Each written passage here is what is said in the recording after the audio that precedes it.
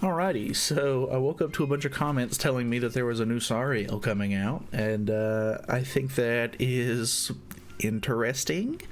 I normally would be a little bit more excited about this, but the fact that we literally have so much stuff to spend gems on at the moment, I hate that they're coming out with a new character that I'm going to want to summon for, so that kind of sucks. But it is what it is. He looks really interesting. I'm not really sure why they decided to drop this one right now at this moment. I guess like there's already two or three units in the game files that they haven't released yet, and then they kind of throw this one out of left field, I guess. But I mean, I know a lot of people really wanted the female Sariel. Just looking at the icon and everything like that, it really doesn't look as much like the female Sariel from the anime as I thought it would. Like, I was genuinely confused when I looked at it for the first time, because I was like, I don't know who that is, but I guess they're going for the female Sariel look. The fact that it is a new form of Sariel gives him a new grace as well. I was kind of hoping that they would just bring around some new like variants of the original Archangels, but I guess not. But anyways, let's go over some of the patch stuff really quickly so that way I can get this out. So the grace is when the hero uses a skill, decreases all enemies crit chance by 3% and crit damage by 8% for 2 turns, limit of 5 times. So the first thing that comes to mind with this grace itself is that it's going to put a lot of debuffs on the enemy, so you could use people with like co-destruction skills and stuff. Maybe Kia would be pretty good with the unit. Obviously, the passive itself is worded with Archangels, so you're probably going to want to use Archangels. But the fact that it's lowering crit chance and crit damage by so much, the crit damage is probably the more important one, is pretty good, because a lot of units nowadays, like, everybody builds, attack crit damage sets for offensive units and stuff like that. And if you're lowering the crit damage, then it's going to be very, very helpful, because obviously, I mean, not quite 2 of these, but if you put 2 stacks of this on, that's 16% reduction, and a crit damage set puts on or gives you 20% boost. So the fact that like 2 of those is almost going to nullify the fact that you've got crit damage pieces on if you don't have a cleanse to get it off is pretty good. That's pretty crazy. The passive itself increases the 4 Archangels allies crit damage by 8% for every buff effect on the battlefield, which is going to be pretty easy to do. The fact that it's a limit of 5 literally means that you can just use 1 Margaret buff, and it'll put two buffs on all of your allies, which means that there's 6 on the field, which means that this is now capped out, and your crit damage is going to be increased by 8 times 5. That's right. I am bad at math. What is that? 40%, right? I think that's right. So that's pretty cool. 40% is pretty hefty, actually. The first skill is inflicts cleave damage, which does not activate crit damage, equal to 300% of the attack on all enemies. The modifier seems low on that, but then again, cleave is pretty good nowadays. I feel like cleave is kind of one of my favorite skills as far as it goes, because I really enjoy using Cusack, I really enjoy using Festival Gother, and even the new Melee's ultimate has cleave damage on it, and it just deals a ton of damage. So the fact that this is an AoE cleave damage skill, the fact that it has a low modifier, it shouldn't be the end of the world. It should still end up doing a pretty hefty amount of damage. I mean, 300% on an AoE is still actually pretty good. I feel like most of the time when you see AoE skills at level 3, they're normally about 250%, but the fact that this has cleave and it's 300%, I think this is going to be a pretty hefty skill, which this is the only attack skill he has. He does have a stance as well, but I'm pretty excited to see how this one fares. And then right here, he has a counter, which is pretty crazy. I wasn't really expecting a counter, but assumes a stance for 2 turns, which taunts enemies and increases damage dealt by 60%. This is at level 3, mind you. Reduces damage taken from attacks by 60% and inflicts damage equal to 450% of attack when attacking or when taking attacks. So it is a counter because of that. It doesn't last for very long. I'm assuming it lasts for 1 turn on levels 1 and 2, and then it goes up to 2 turns on level 3. So that's pretty crazy, kind of. I don't know, you're obviously going to want to save it a little bit here and there, or hope that you draw one whenever you get to use the ult, because there is a brand new ult effect on this one, which is inflicts suppress damage. I don't know if that's going to be the actual wording for it when it comes out on global, because sometimes they end up changing some of these things. But yeah, inflicts suppress damage equal to 300% of attack on all enemies. That's 300% of attack. I'm pretty sure this is a 1/6 ult. But suppress is for every stance effect on the hero, increases damage dealt by 40%, which is pretty hefty. Every stance effect, I'm assuming each one of these effects are going to be a yellow buff, which would make it a stance buff, correct? I think. So maybe it's going to go up by more than 40%, or maybe it just counts as one single 40% because only one of those is actually a stance buff.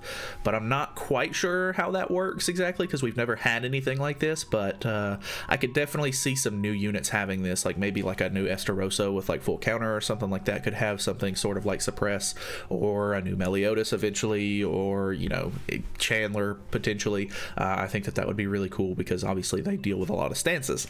So very, very interesting that it's a new character. I did go ahead and look on the actual patch notes themselves, just because he didn't have anything about the banner itself on this, on his translations or anything. I do kind of want to look at this ult animation though.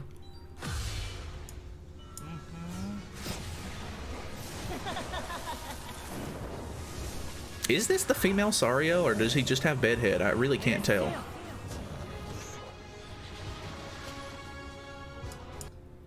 I guess that's the female Sariel. It's really hard for me to tell at this point. But either way, there's obviously going to be new bundles. The banner itself actually seems pretty good. You've got Brunhild, you've got Ragnarok Diane on here, you've got Sigurd on here, which makes it seem kind of like a Ragnarok banner, but it's not really a Ragnarok banner. You've got Nanashi, Excalibur Arthur, the newer Blue Hauser, Halloween Matrona, Halloween Gother. I'm pretty sure this is the Awakened Lilia. I think it's the red one. I don't think this is going to be the blue one, because she just came out. And then one of the Eastons. I'm not sure exactly which one this is, but that's a pretty stacked banner. Like, this is actually worth summoning on because of all of the extra units and stuff like that. As far as I'm concerned, it has actual good like banner lineup. It is a 600 mileage, unfortunately, so you're not going to get off with like a step-up banner or anything like that. But then again, they really don't do step-up banners nowadays, so this was pretty much expected. So yeah, I don't know. Obviously, it's just a terrible time to drop this banner. I don't know like what other people are saying about it just yet, because I really haven't been awake long enough to see what they're saying, but it's kind of ridiculous. This is, you know, Sariel's a pretty hype character, and the fact that they're releasing it, you know, as the mid chapter or the mid festival banner or whatever, the part 2 banner for the festival, and we literally just had back-to-back festivals and there's literally a costume sale going on, is kind of ridiculous, man. But that's all I gotta say, I guess. I'm also really interested because in the special missions or whatever, you get one of these. I have no idea what this is. Lucky Bag envelope can be used for the Lucky Bag event, which is apparently this. Obviously that's not translated, so I'm not really sure what you're getting there, but that's kind of interesting. I don't know. We'll have to see when that actually comes out of the game. We'll look through more of the translated stuff itself though. These are the 3 costumes that you're going to be able to get for the character. Unfortunately, because it is a new variant of the character, he's going to have his own costume sets and everything like that. So that's just more stuff that you got to buy. Unfortunately, there's just so much in this game to buy at this point. It's kind of ridiculous. I do actually really like this outfit though. The whole black and red sort of. I kind of want to call it like a jester style outfit, but I don't think that's considered to be a jester. But either way, I really like the way that one looks. I think it's kind of cool. And then you got Baby Shark do over here, which is kind of neat. And without completely glancing over these, because it's very small text, there are 3 new relics. They are very small on the screen, so I will read them off for you just in case you can't see them. Hauser is getting a relic, which is pretty interesting. Increases the hero's pierce rate, crit chance, and crit damage by 4% for each orb in the hero's ultimate move gauge, stacking up to 20%. So I guess you would kind of want to like ult rush with him, so that way you get more stats and stuff. 4%'s not very hefty, so I don't think that that's going to be like super groundbreaking. I don't think that's going to bring Hauser back into the metas or anything like that. I don't think it's going to make that new blue Hauser any more worth using, but it is what it is. Griamore is also getting one, increases the hero's regeneration, recovery rate, and lifesteal by 4% for each orb in the hero's ultimate move gauge, stacks up to 20%. So they just copied Hauser's, but made it more, recovery skills. So that, okay, whatever. That's not gonna make Griamore any more crazy, really. I mean, he's pretty hefty when it comes to like tanking and actual like health and everything like that in general. Like if you've actually ever like boosted him up, he's pretty ridiculous, but no one's ever really going to use him. He's just kind of a gimmicky character.